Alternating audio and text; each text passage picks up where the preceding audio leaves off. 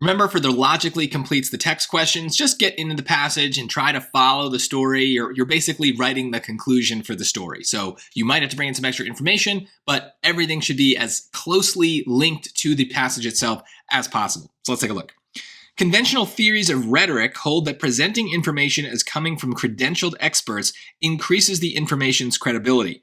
When communications researcher whatever and her colleagues tested messages seeking volunteers for clinical trials, however, they found that participants in their study judged recruitment messages from former trial volunteers as significantly more credible than messages from doctors.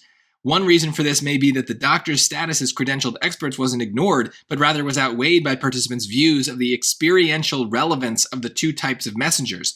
That is, participants may have reacted the way they did because, well, what did they call them? Former volunteers.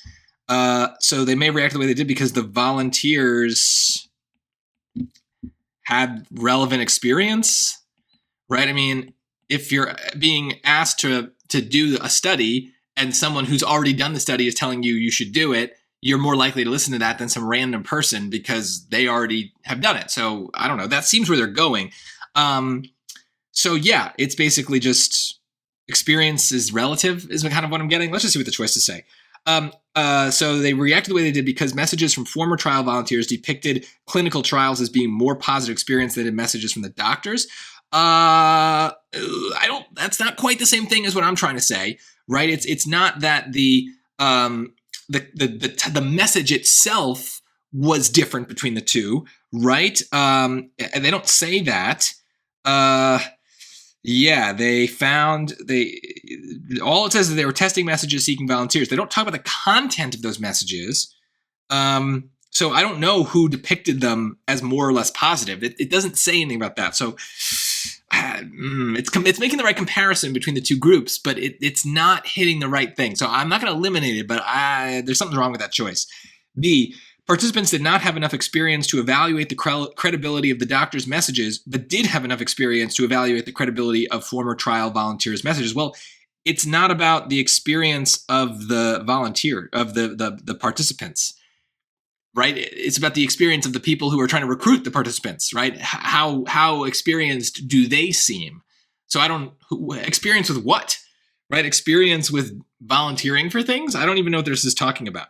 C, the fact that former trial volunteers went through the same experience that participants were contemplating while doctors did not was more important to participants than the doctor's status as credentialed experts was, right? It's about the experience of the volunteers. They have the relevant experience of having gone through this thing. Just because you're a doctor and you have experience like performing surgery does not make you experienced in this particular field that you're trying to convince people to join it. This is definitely better than A. Let's look at D though, to be sure. Participants regarded the experiences of both the doctors and former trial volunteers as relevant to the subject of clinical trials, but were skeptical of the doctor's status as credentialed experts. No.